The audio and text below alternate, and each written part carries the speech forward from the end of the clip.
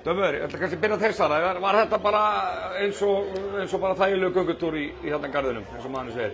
Nei, ég myndir ekki segja. Við erum vel undirbúnar og gerðum allt sem við vildum í dag og þurftum alveg að hafa fyrir því. En þetta gekk upp og já. Og ef að þið mæti með þessa baráttu og góða vörn og annað þá svona eigið þið að geta unnið tiltölulega. Þetta enda mjög öruggur sigur í ykkur. Já, ég myndi segja það. Það var bara flott verð hjá okkur og gaman að byrja að pressa aftur. Samanlega. Mjög samanlega. Og ef ég kannski spyr þig, sko síðast þegar ég hitti þá varstu minnið með ólétt til hamingju með barnið sem eignaði síðan. Takk. Og hvenær byrjaðirðu aftur? Ég byrjaði svona hægt og rólega í desember og var svona komin á kraft inn í þetta kannski í janúar, svona mæti allar æfingar og takið svo alvöru og það var mjög gaman. Og bara formið hvernig það ertu komin í þitt besta? Já, sko ég myndi ekki segja mitt besta en ég ansi nálægt því.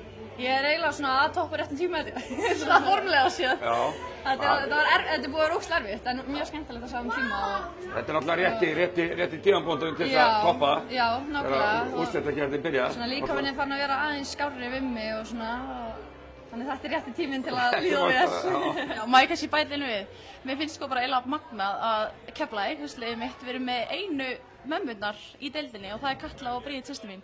Það eru bara hreinlega magnaðar að koma inn á. Nei, þetta er alveg ótrúlegt. Já, þannig að ég er ánægð með þetta persónupíur á æfingum hjá okkur. Það er mikilvægt.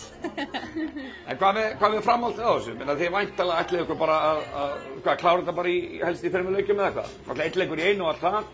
Þannig að nú farið þið bara norður og hvað svona þurfið að gera til að vinna þar? Kannski bara sama?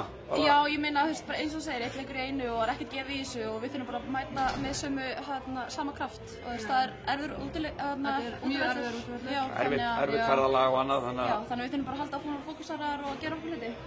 Frábært, til hamingju með sigurinn. Takk.